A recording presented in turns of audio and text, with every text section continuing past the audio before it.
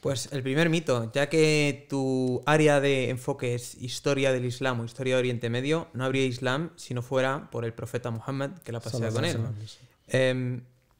Tenemos esta corriente, sobre todo en la perspectiva occidental, de dudar si existió la persona de Jesucristo o no existió. Y tenemos ciertos académicos que se inclinan a la idea de que Jesucristo no existió. Pues una opinión débil, fuerte, eso es otra área de debate. Mi pregunta para ti es, ¿tenemos evidencia de que el profeta Muhammad, que la pasea con él, existió realmente? Yo la visión que te puedo dar es una visión histórica, que al final es la que buscáis también. Yo diría claramente que sí. ¿Por qué? Porque cuando uno indaga realmente en las fuentes que hay de esa época, puede sacar diversas conclusiones. Incluso puede ser una pregunta, por ejemplo, yo soy el emperador del Imperio Bizantino y me llega una carta que dice que yo soy el profeta sallallahu alaihi wasallam y quiero tal cual. ¿Yo cómo puedo constatar que eso es cierto o no? Podría ser una pregunta que podríamos hacernos. Yo me baso principalmente bajo dos enfoques. Vamos a ir como directamente a algo que realmente nos pueda dar esa información.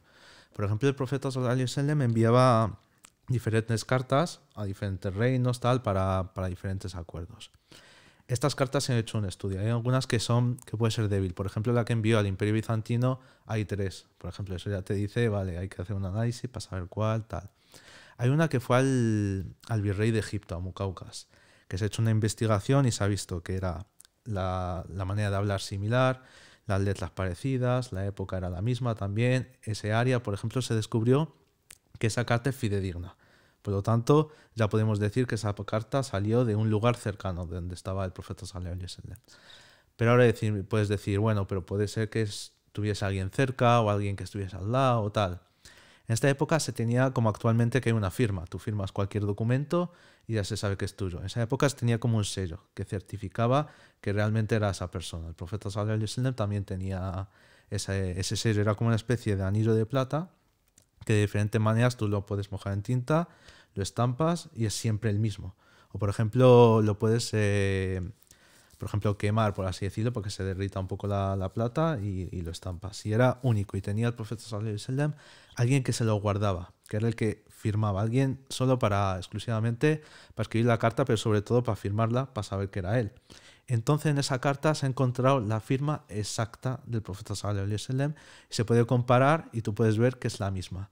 Si hay un lápiz de cambio tal, puedes dudar, pero cuando tenemos una persona que estampa la firma y siempre es esa firma del profeta sallallahu alaihi wasallam, tú puedes constatar que vale, que esa persona existió. Igual que si yo, por ejemplo, firmo un documento, firmo otro, tal y cual, y muero, y pasan los años y quieren ver si yo existía o no.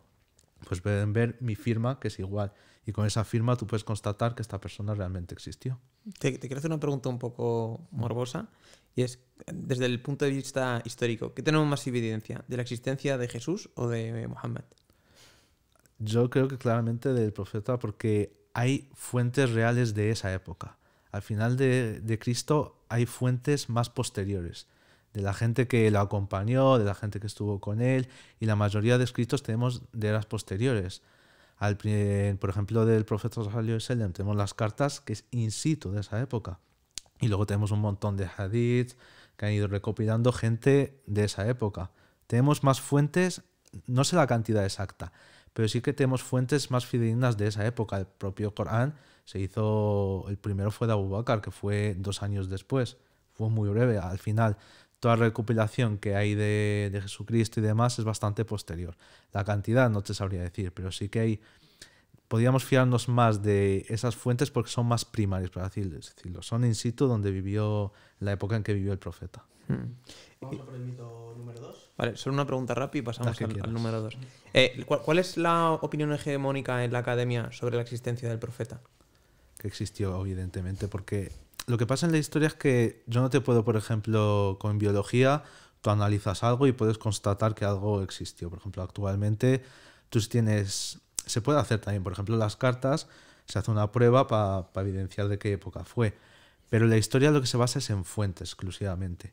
Las fuentes nos dejan claramente que existió por el tema de los hadith, por el tema de las cartas, por el tema de cuando se escribió el Corán, las fuentes también de los otros, por ejemplo, del Imperio Bizantino, que escribió muchas fuentes de él. Entonces nos basamos en eso. Al tener bastantes fuentes que hablan de lo mismo son recopilaciones parecidas, por ejemplo, una historia la recopilan 3 personas de diferentes puntos. Si ves que son parecidas, ya puedes constatar que esto es real. Entonces, por esa base, los historiadores estaban bastante convencidos de que efectivamente existió. Lo que no te puedo hacer es un análisis y decirte como 2 más 2 son 4, pase lo que pase. Eso es lo que no puedo hacer, pero evidentemente sí.